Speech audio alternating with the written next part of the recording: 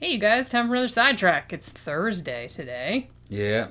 Hopefully you guys have been enjoying the witching hour I put up earlier with the mad science stories. We watched some shit last night. Fucking had me.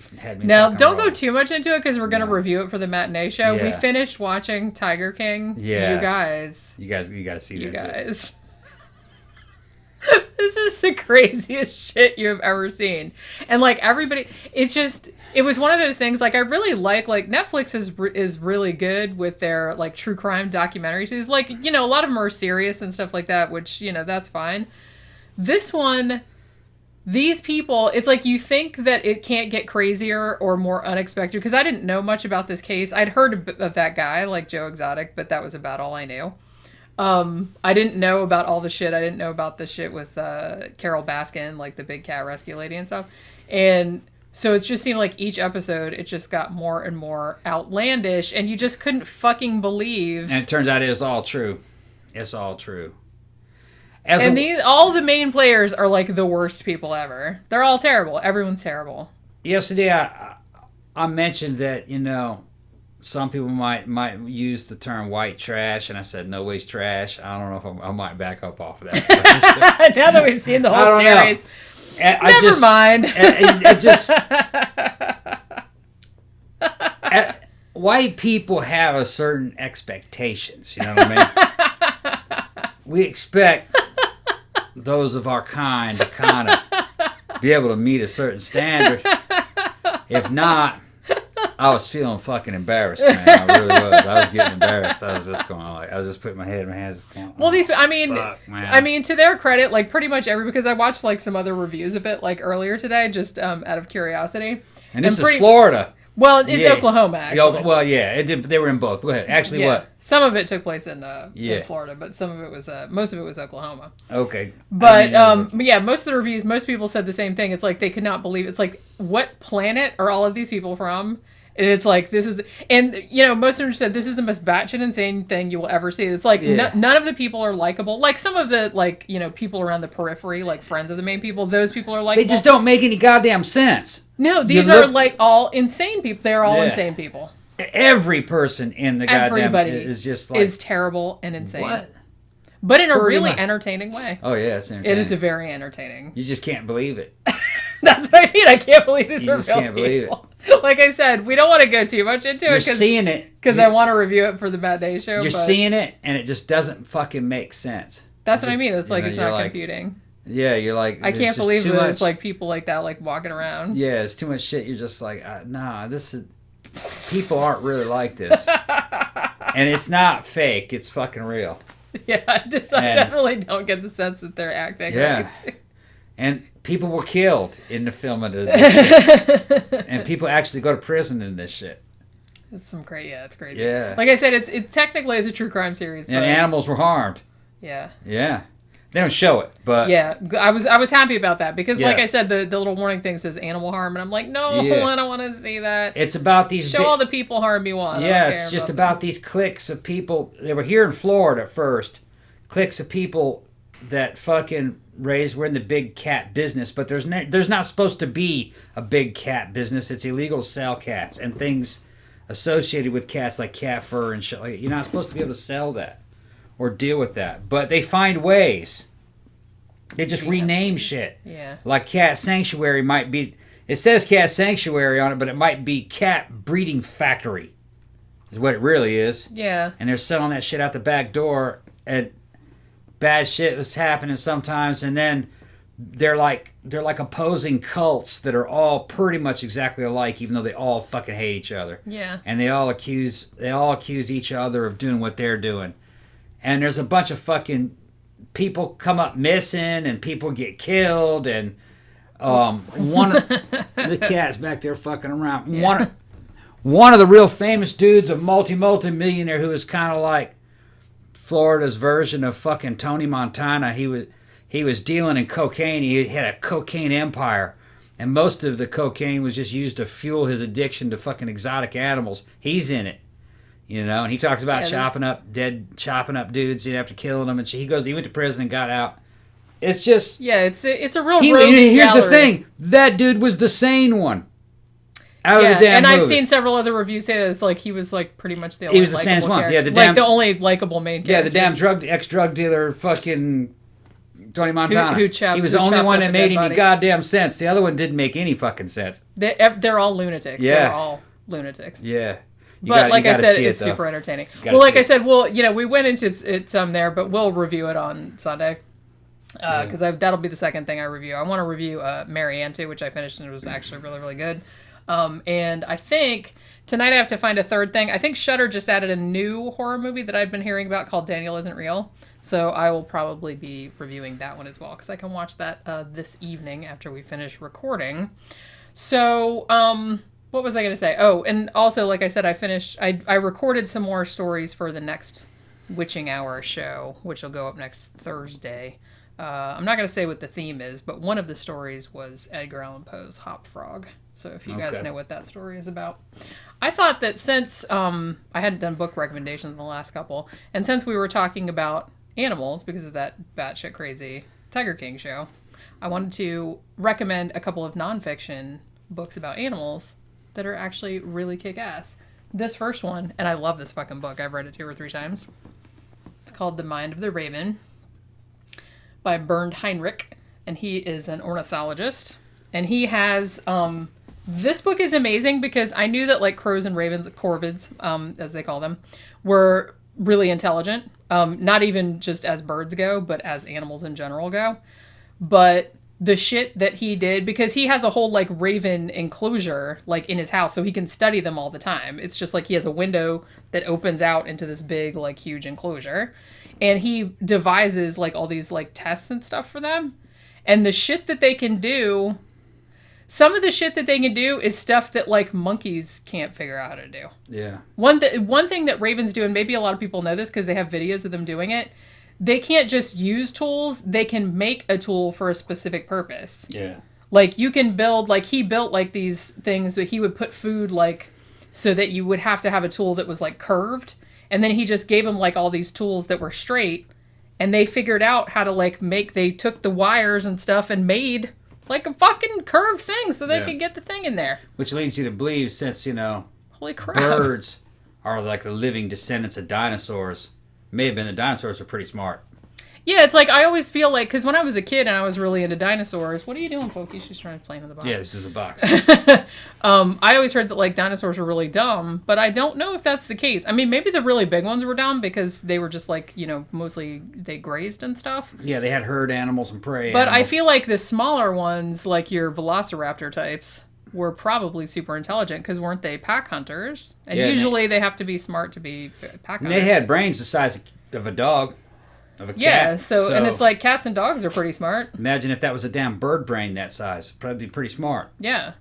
Well, we don't know what the fucking cells look like. You know what I mean? What the brain cells look like, how it's arranged. Yeah. A lot of it has to do with the interconnectivity between all those damn That's cells. what they're saying. It's like not so much the amount of them. Yeah. I mean, they used to say that like, the ratio brain to body size was a factor, but I don't know if that's really a factor anymore because like I said, a lot of birds, particularly crows, are way, way, way more intelligent. They even do more intelligent shit than like monkeys or dogs and stuff, and their brains are like really small. They've noticed those damn hunting spiders, or little bitty hunting spiders.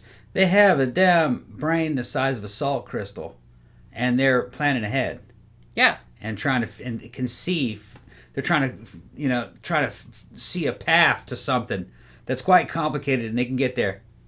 See, that's what I always because the thing about spiders is that to make a web that intricate, I can see how like making like say the orb web, your standard orb web, that could be like instinct or whatever, but it's like you're not going to be always making it in the same environment, and you don't really know like what the angles are for everything and how is the best thing, but it seems like they always kind of do it. Yeah, and there's not much there in terms of brain cells. Those little bitty tiny ants that you can barely see do all kinds of complicated shit. They don't really hardly have a brain. Yeah, and like bees and stuff do too. So, Stuart Hameroff, he would say, well, it's not the brain. It's that damn quantum field that surrounds the brain. That they're all kind of like drawing from. That maybe in religion that you call it a soul or a consciousness or, you know what I mean, or a sensation of being.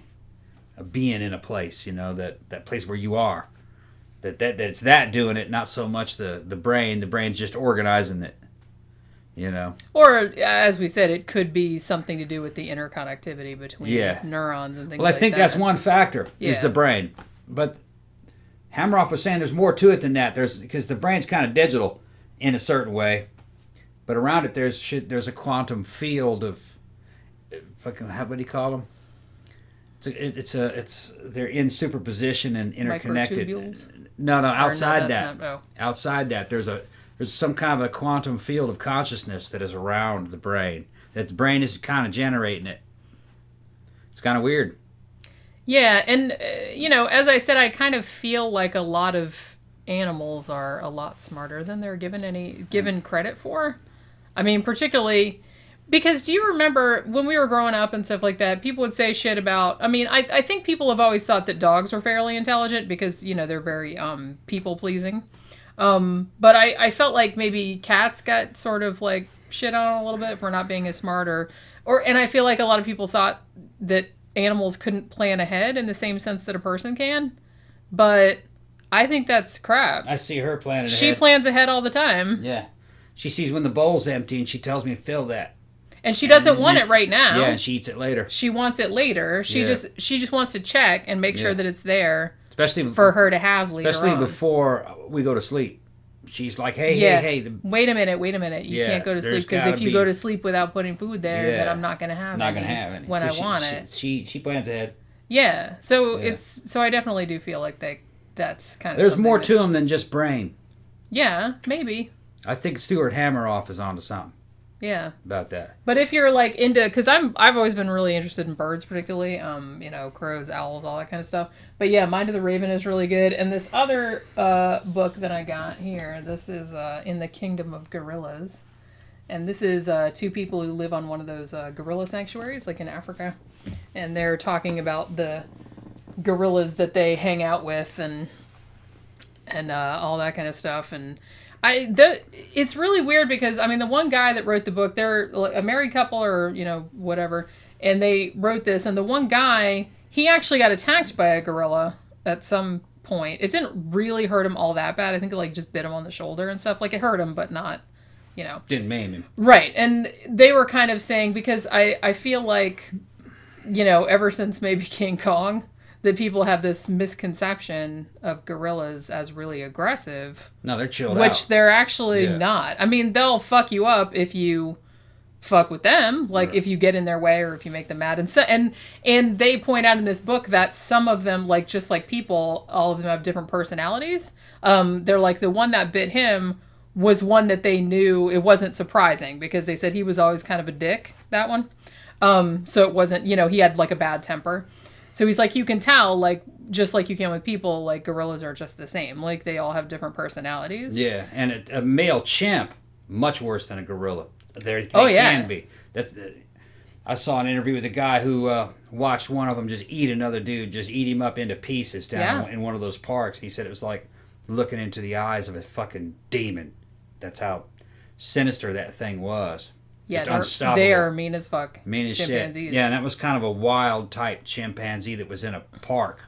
Yeah. The park rangers knew him, and he and a bunch of males went on a rampage, killed 4 or 5 people. Well, yeah, and then there was that one, remember that one lady that had one for a pet unwisely? Yeah. And it tore her fucking face off, or it tore her neighbor's face off? Yeah, he got sick of being locked up. It's a lot of shit. Probably. They're not dumb. Well, and the sad thing is that I think before people knew that, because I remember, even on Sesame Street and all his movies back in the 70s and stuff, a lot of those, that was the same chimp, because he was kind of famous, you know what I mean? And he had grown up in a house with people.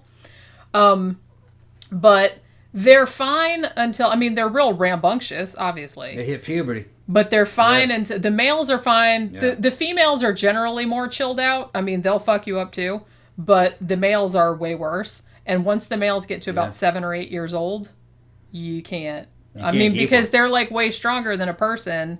So it's if they're doing something you don't like and you get up in their face, they'll just tear your arm right off. Yeah. You know what I mean? Or tear your nuts right off. Yeah. They'll do that too. Or your face, whatever. They're not that much stronger than a human, though, pound for pound. The main difference is they have a fucking tremendous bite force. They can just bite a hand right off at the fucking wrist. Yeah, just crunch. A human can't do that. Yeah. But I used to think that they were stronger than a human. They're about as strong as a dude that works out, just that they have a fucking lot of rage and they can bite. Yeah, they're just mad. Much more powerful bite than a human. Just mad. They just bite your face right off. It's strange because they're so closely related, not only to humans, but they're also very closely related to bonobos. And bonobos are pretty chill. Yeah.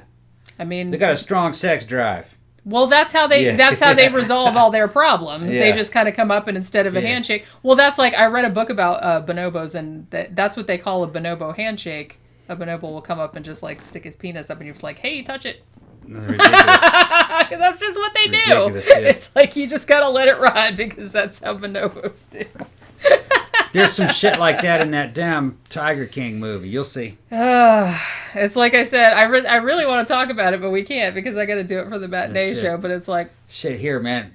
There's this one scene with the fucking at a funeral. Some shit that went down at a funeral. I had to get up. That made me laugh the most. I had to get up and fucking walk around in a circle laughing. I just fucking... And going, did he fucking do that? Did he really fucking say that? We were just like, no. He said that shit at the fucking... Yeah. He did. Man. This, like I said, they're all fucking lunatics. You just lunatics. gotta see it. I mean, he's the biggest lunatic, but they're all lunatics. They were all lunatics in that fucking show. And they weren't playing. No. They were serious. It's like, I can't. I just can't. And you see, they're in a big old fucking tiger sanctuary. There's like 200 fucking big cats in it. And they're all running around armed, you know, just in case cats get out of control. They also had people trying to get on the property all the time. And these dudes were just nuts, man. You know, I'm totally comfortable around guns, you know, coming up in the infantry. It was nothing for me to be around fucking hundreds of dudes with loaded weapons. And then some of them are pointing at you sometimes because no matter where you are, if you're in a you're going to point it at somebody. Guns are pointed at people. It's just totally normal. Those dudes had they had no business being around guns or having guns. At least one of them. The other one, nah. Meth and firearms don't mix. That's all none I'm of them. None of them fucking needed to be around guns. No. Or anything or anyone, really. Yeah, it wasn't, and it wasn't just confined to guns. Vehicles. That's what I mean. Anything. They shouldn't be allowed to touch anything. They shouldn't have been around them tigers. They shouldn't have been around those lions. They shouldn't have been around other human beings. They just they shouldn't have been in Florida. There's all kinds of shit. They just should be on an island somewhere, like a barge out in the middle of the Pacific Ocean. These dudes were a fucking mess. They were a fucking mess, man. And they're riding around on four-wheelers with fucking pretty nice firearms, you know what I mean, and fucking holsters and shit, and trying to put on the air of being a professional, and these dudes are just fucking lunatics, man. Yeah.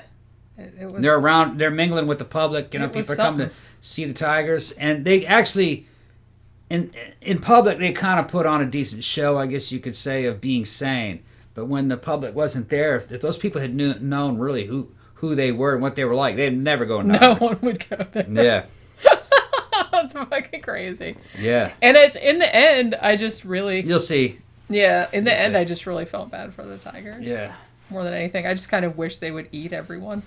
Yeah. On the show. That would have been rad, actually. That would have been like the last episode. The tigers just ate everybody. These dudes are just breaking... Just said, fuck it, we hate you guys. Breaking every fucking rule about how to comport yourself with a fire. I mean, pointing loaded pistols at each other. Shooting at them at each other. Like, as a joke. As a joke. Just fucking... Yeah, just ridiculous. Yeah, hilarious. Fucking ridiculous. Oh, you winged my shin. Yeah. Fuckers are nuts, man. You're so funny. What a card you are. And in the end, you see they're mostly a danger to themselves, but fucking... They're a danger to themselves and others. If you saw that MST3K episode. A danger to myself and others. Yeah. All right, yeah. So did you have anything else you needed to get into today? Any other news updates? Any other messages? Anything? Yeah, some of these governors are still going around saying, yeah, we're going to stay locked down for 18 months. No, you're not. No, it's just that they go work. Any place that stays locked down that long is gonna fucking fall apart after about 2 months, and it's gonna be like Escape from New York or some shit like that. Nobody's gonna stay locked down that long. I just see these guys, these governors on TV grandstanding, and all of them trying to fucking get brownie points of who values life the most, and they're lying.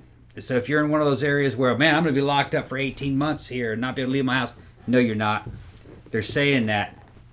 And after a couple of weeks, when fucking shit starts going really bad, they're going to lift all that fucking ban, all those lockdowns. Because they want to keep a city intact. I'm already seeing all the Shining memes. What's that? It's like all the family, and it's like of all of them sitting there. It's like, you know, being locked away for the few months is just with just your family. What could possibly go wrong? Yeah, what could possibly go wrong? Although I'm kind of like, you know, I've been working at home for several years, so it's but the thing is, it's not that weird. If you have a whole city like that, and the economy isn't working, and the money's drying up, well, yeah, and shit like that, no fucking way, they are tripping.